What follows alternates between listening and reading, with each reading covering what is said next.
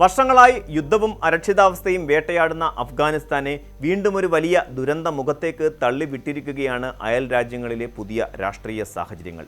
കിഴക്ക് പാകിസ്ഥാനുമായി നേരിട്ടുള്ള യുദ്ധവും പടിഞ്ഞാറ് ഇറാൻ നേരിടുന്ന അന്താരാഷ്ട്ര സൈനിക നീക്കങ്ങളും അഫ്ഗാനിസ്ഥാനെ ലോകത്തിൽ നിന്ന് പൂർണ്ണമായും ഒറ്റപ്പെടുത്തിയിരിക്കുന്നു. ഒരു വശത്ത് പാകിസ്ഥാൻ നടത്തുന്ന സൈനിക കടന്നുകയറ്റങ്ങൾ, മറുവശത്ത് ഇറാന്റെ വ്യാപാര പാതകൾ അടഞ്ഞതോടുണ്ടായ സാമ്പത്തിക ആഘാതം.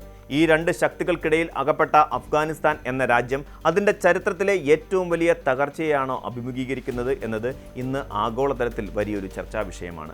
2026 ഫെബ്രുവരി 27 ഇസ്ലാമാബാദ് അഫ്ഗാനിസ്ഥാനെതിരെ ഒരു പരസ്യ യുദ്ധം പ്രഖ്യാപിച്ചതോടെയാണ് സ്ഥിതിഗതികൾ വഷളായത്. ഓപ്പറേഷൻ ഗസബ് ലിൽ ഹഖ് അഥവാ നീതിക്ക് വേണ്ടിയുള്ള കോപം എന്ന് പേരിട്ടിരിക്കുന്ന ഈ സൈനിക നീക്കം തെഹ്രീക്കെ താലിബാൻ പാകിസ്ഥാൻ എന്ന ഭീകര സംഘടനയെ ഉന്മൂലനം ചെയ്യാനാണെന്നാണ് പാകിസ്ഥാൻ അവകാശപ്പെടുന്നത്. 2024 മാത്രം പാകിസ്ഥാനിൽ നടന്ന വിവിധ ആക്രമണങ്ങളിൽ 2500-ലധികം പേർ കൊല്ലപ്പെട്ടതിന് പിന്നിൽ TTP ആണെന്നും അവർക്ക് അഫ്ഗാൻ താലിബാൻ അഭയം നൽകുന്നുണ്ടെന്നുമാണ് പാകിസ്ഥാന്റെ ആരോപണം. പാകിസ്ഥാൻ ഭരണകൂടത്തിന്റെ ഈ കടുത്ത നിലപാട് പണ്ട് ഉറ്റ സുഹൃത്തുക്കളായിരുന്ന രണ്ട് രാജ്യങ്ങളെ ഇന്ന് പരസ്പരം പോരടിക്കുന്ന ശത്രുക്കളാക്കി മാറ്റിയിരിക്കുന്നു. പാകിസ്ഥാൻ സൈന്യം അതിർത്തിക്കപ്പുറത്തേക്ക് നടത്തുന്ന വ്യോമാക്രമണങ്ങൾ അഫ്ഗാനിസ്ഥാന്റെ സമാധാനം കെടുത്തുകയാണ്. ഖോസ്റ്റ്, പക്തിക പ്രവിശ്യകളിൽ TTP താവളങ്ങൾ ലക്ഷ്യം വെച്ചതാണെന്ന് പറയപ്പെടുന്ന ആക്രമണങ്ങളിൽ വൻതോതിൽ സാധാരണക്കാർ കൊല്ലപ്പെട്ടത് അന്താരാഷ്ട്ര തലത്തിൽ വലിയ പ്രതിഷേധത്തിന് കാരണമായി. ഐക്യരാഷ്ട്രസഭയുടെ കണക്കുകൾ പ്രകാരം ഫെബ്രുവരി അവസാന വാരത്തിൽ മാത്രം സ്ത്രീകളും കുട്ടികളുമടക്കം 58ഓളം പേർ കൊല്ലപ്പെടുകയും 100-ലധികം പേർക്ക് പരിക്കേൽക്കുകയും ചെയ്തു. താലിബാന്റെ പരമോന്നത നേതാവായ ഹിബത്തുള്ള അബുൻസാന്തയുമായി ബന്ധപ്പെട്ട കാണ്ഡഹാറിലെ കേന്ദ്രങ്ങൾക്ക് നേരെ പോലും പാകിസ്ഥാൻ ആക്രമണം അഴിച്ചുവിട്ടു. ഇതിന് തിരിച്ചടിയായി താലിബാൻ സൈന്യം പാകിസ്ഥാൻ അതിർത്തി പോസ്റ്റുകൾക്ക് നേരെ വെടിയുതിർത്തതോടെ തുൽഖാം, സ്പിൻബോൾട്ടാക് തുടങ്ങിയ നിർണായക അതിർത്തി കവാടങ്ങൾ അടച്ചുപൂട്ടി. ഇന്ന് ഡ്യൂറന്റ് ലൈൻ ഒരു വ്യാപാര പാത എന്നതിലുപരി ഒരു രക്തരൂക്ഷിതമായ യുദ്ധഭൂമിയായി മാറിയിട്ടുണ്ട്. പാകിസ്ഥാനുമായുള്ള ബന്ധം വഷളായപ്പോൾ അഫ്ഗാനിസ്ഥാൻ തങ്ങളുടെ ഏക പ്രതീക്ഷയായി കണ്ടിരുന്നത് ഇറാനെയായിരുന്നു. 2025 അവസാന പകുതിയോടെ ഇറാനുമായുള്ള അഫ്ഗാന്റെ വ്യാപാരം $1.6 ബില്യൺ ഡോളറിലെത്തിയിരുന്നു. ഇന്ത്യയുടെ നിക്ഷേപമുള്ള ചബഹാർ തുറമുഖം വഴി പാകിസ്ഥാനെ ആശ്രയിക്കാതെ തന്നെ ലോക വിപണിയിലേക്ക് എത്താൻ അഫ്ഗാനിസ്ഥാൻ പദ്ധതിയിട്ടിരുന്നു. എന്നാൽ 2026 ഫെബ്രുവരി 28 ഇറാനിലെ ആണവ സൈനിക കേന്ദ്രങ്ങൾക്ക് നേരെ ഇസ്രയേലും അമേരിക്കയും നടത്തിയ ആക്രമണം ഈ പ്രതീക്ഷകളെയെല്ലാം തകർത്തു. പടിഞ്ഞാറൻ അതിർത്തികൾ യുദ്ധക്കളമായതോടെ അഫ്ഗാനിസ്ഥാനിലേക്കുള്ള ഇറക്കുമതിയും കയറ്റുമതിയും പൂർണ്ണമായും നിലച്ചു. ചബഹാർ തുറമുഖത്ത് നിന്ന് സാധനങ്ങൾ കയറ്റി അയക്കാൻ കഴിയാത്ത അവസ്ഥയാണെന്ന് അഫ്ഗാനിസ്ഥാൻ ചേംബർ ഓഫ് കൊമേഴ്സ് വ്യക്തമാക്കുന്നു.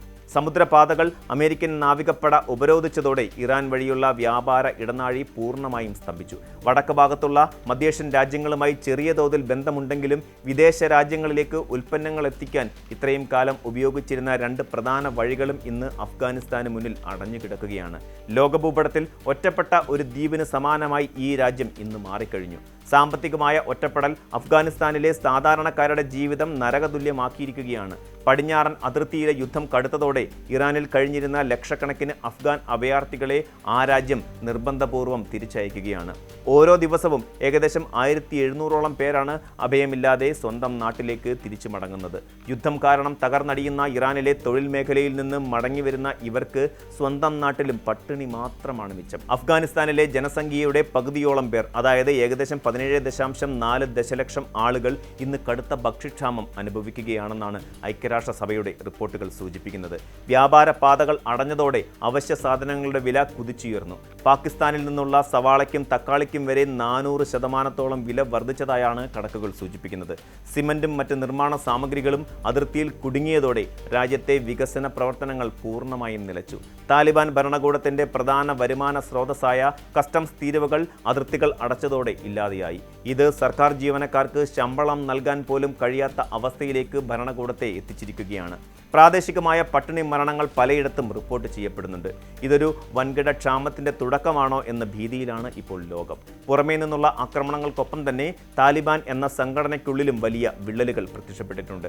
കാബൂളിലെ മതവാദികൾ പാകിസ്ഥാനുമായി ചർച്ച നടത്തി വ്യാപാര പാതകൾ തുറക്കണം എന്ന പക്ഷക്കാരാണ്.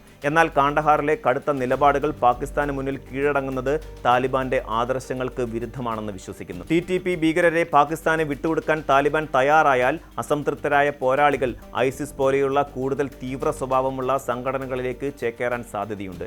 ഇത് രാജ്യത്തിനകത്ത് മറ്റൊരു ആഭ്യന്തര യുദ്ധത്തിന് വഴിവെക്കും. ഐസിസ് ഇതിനോടകം തന്നെ താലിബാന് വലിയ വെല്ലുവിളിയായി മാറിക്കഴിഞ്ഞിട്ടുണ്ട്. രാജ്യത്തെ ഷിയ പള്ളികൾക്കും സർക്കാർ ഓഫീസുകൾക്കും നേരെ അവർ നടത്തുന്ന ആക്രമണങ്ങൾ തടയാൻ താലിബാന് കഴിയുന്നില്ല. ജനങ്ങൾക്ക് സുരക്ഷ നൽകാൻ കഴിയാത്ത ഒരു ഭരണകൂടത്തിന് അധികകാലം പിടിച്ചു നിൽക്കാൻ കഴിയില്ലെന്ന സത്യം താലിബാൻ നേതാക്കളെ അലോസരപ്പെടുത്തുന്നത്. കൂടുതൽ വാർത്തകൾക്ക് news 18 Keralam YouTube channel subscribe ചെയ്യുക.